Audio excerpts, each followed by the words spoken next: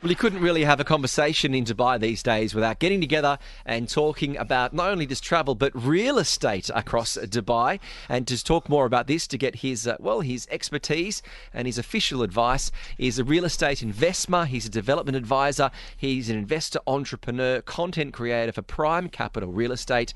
Tahir Majithia, thank you very much for coming back to the studios of Talk 100.3. Thanks for having me over. It just seems to be the last couple of months we've been talking about this increase in rents. Yes. But it's going up and up each month. Is there any area of Dubai that really is immune to these increases we've seen in the last quarter? I mean, overall, in general, in Dubai, the rents are obviously increasing. The prime areas, the increase is much higher. The not so prime areas, or the new upcoming, suburbs of Dubai, you would say, is where rents are still affordable. But there also, we're seeing an increase happening as compared to last year or a few quarters back. So what would you concern up and coming areas? Are these Dubai Hills, Town Square? What areas are they? Yeah, you would say Town Square. You can say, communities like JVC, Arjan. These are the communities which are coming up. Even, going towards Jebel Ali, Dubai South. That's also an upcoming area. It's like literally a city within the city which is coming up. Yeah, well, I had friends who were in Jebel Ali, but they had to move because the whole villas were being knocked down for even more apartments. Yes. And those areas, even Jebel Ali, we've seen them go up 2 and 3% over the last quarter. Yes, even those areas are slowly moving up, because what is happening is people who are not able to, say, for example, renew their rents in the areas where they're staying, and they're looking for affordable options. They're looking at, these new areas where they can probably get better value for what rent they're paying. And when it comes down to supply and demand, is this because we're seeing an influx of people that are looking to move to Dubai? Is that the cause of this? There are two things. One is obviously the population is increasing. Right. So with the increase in population, the first thing when anybody lands in Dubai is needs a place to stay. So obviously that is one factor. The second thing is also that in these prime areas such as downtown Dubai Marina, Palm Jumeirah, because landlords are getting such high rentals when they do holiday rentals or short lets, what they're doing is they're not putting these apartments in the market on a long rent. So the number of units which are coming for long-term rent in the market are low, and they're more going towards the holiday rentals. So that's also causing that imbalance between the demand and supply. Yeah, and we were just talking about this off air, Yeah. that I've spent most of my time in and around Dubai Marina in the 2 or 3 years I've been in the city, and even I'm just noticing walking around, there's more tourists. There's more and more, Russians, Eastern Europeans that are coming here, and we've seen this. It's more that we don't have to read the research. We live it, and we're seeing that. Yeah, with landlords, they can get what would have been 6 or 7 months in the 3 months over winter. Exactly. So landlords are making a much higher return, as compared to a normal, rental. So that's the reason a lot of landlords have realized that, why don't I put my apartment on holiday rental like in Airbnb and make more money out of it? And does it really outweigh what you're going to get? Clearly, it must be, because that's what landlords are doing. That forget that peak rent for the winter months to equate for the fact that you're generally having to furnish the place, pay for the DWA. Yes. You probably then in the summer months it might even be vacant for a month or two.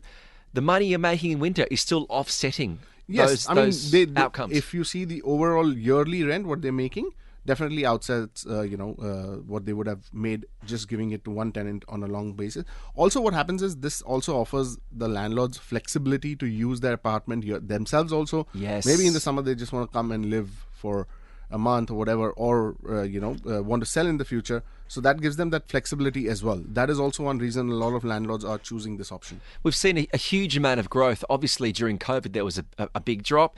It peaked up a little bit with Expo. Then we've seen another rise on the back of the World Cup. Yes. Is it going to keep growing at the same trajectory, or can you see it possibly leveling out? I mean, it should stabilize somewhere, I think, in the coming year. Because it cannot just keep going up and up, because then it becomes not so sustainable. So I feel somewhere it will stabilize. Yeah, well, I think it has to, because It has to. Well, economically, we've got a situation. If we're seeing such an increase in rents, Yes. wage growth isn't going up at the same, True. rate. So most people are seeing a cost of living pressure. Yes, it is. I mean, somewhere it will stabilize, because also with new supply coming in, because there are projects which are getting handed over or will get handed over soon. So with that, this should stabilize very soon. Where do you think is the best value for money at this stage in the city? I mean, look, there are a lot of areas such as JVC, Town Square, even Mudon and the new developments which are coming. Arabian Ranches 3 is now getting handed over. So these places are, yes, you might think that they're a little far off, but the kind of amenities, facilities you get over there are way nicer. They're new. So as compared to an area like, say Palm Jumeirah or Dubai Marina, which is only apartments, there you get more space. Yeah.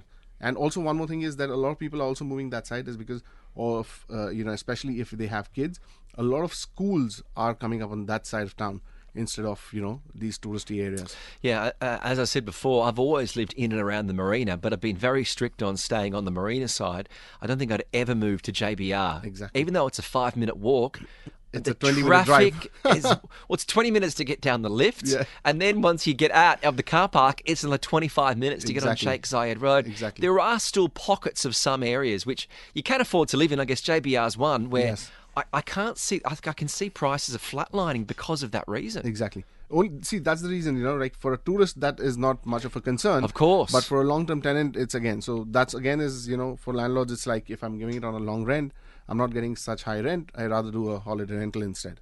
When looking at people that are, what is the process if you're renting and your yearly rent's expiring? What is the process? They have to inform you. Is it 3 months out if there's going to be a rent increase? Yeah, I mean, yes. If the landlord is looking at increasing the rent, they need to give them a 3 months notice. Right. And also, it has to be in line with the Market rental rate. index calculator. They cannot just ask for any sort of increment. So they need to inform 3 months in advance and tell them what the new rent is going to be. Now, what is the maximum that they can increase the rent? There's some talk that there's a cap, but there isn't really. It does actually get valued your apartment block, doesn't it? No, so there is a cap, okay, and there's a rental index calculator by RERA where you go and just feed in the details of your apartment and what your current rent was. And it gives you, officially what the landlord has the right to increase. Okay, so that could be 15, 20%. It could be 5%, 10%. Maximum is 20%. Maximum is 20%. Okay, which is if you're getting that in the mail, that's a big increase. Yeah, but usually it also depends when you've rented the apartment and what your rent was. So it cannot just calculate randomly 20%, and give you a figure. It takes into consideration a lot of factors and it gives you a proper calculation.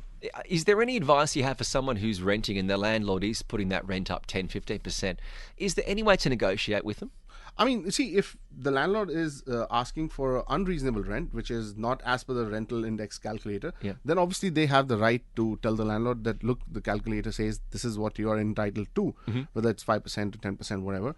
But if he's asking for more, obviously they have the legal rights also to go ahead and say, no, I'm not going to pay this much, I will only pay this. And what is that process?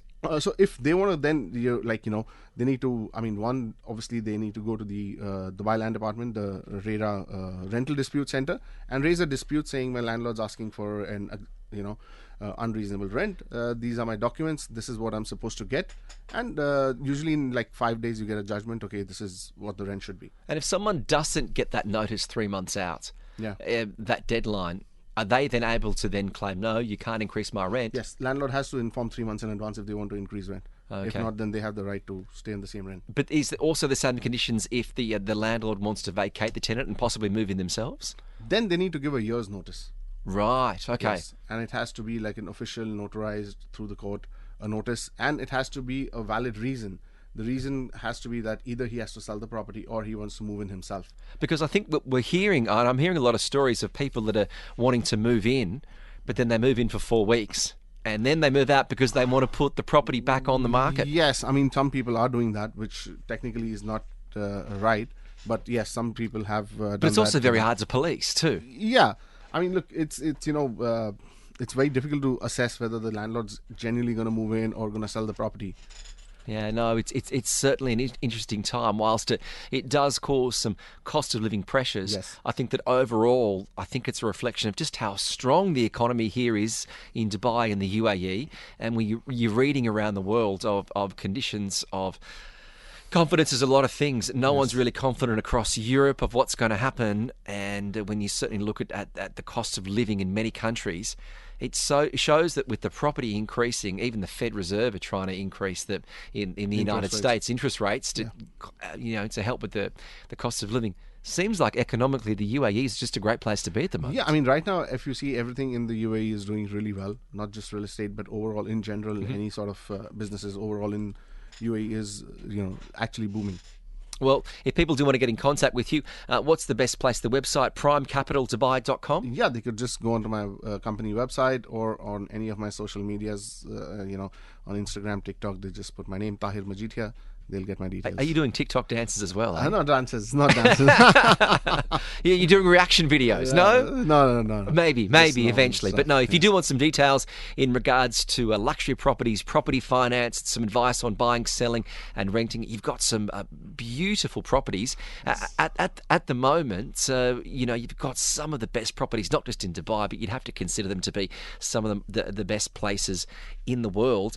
Talk to me about the Emaar beachfront. Have you got some properties there at the Dubai Harbour? Because yes. I find this to be extraordinary. It wasn't there 2 years ago. Yes. And suddenly you've got the flexibility of the harbour and the palm, but you're at neither, and you've got a beach on your doorstep. Yes. I mean, Emaar beachfront is a very unique development. First of all, it's not a very massive development. Yes, there are about 27 buildings in all. Yeah.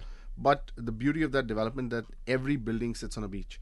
So no matter which building you are on, you just get out of the elevator and you're on the beach.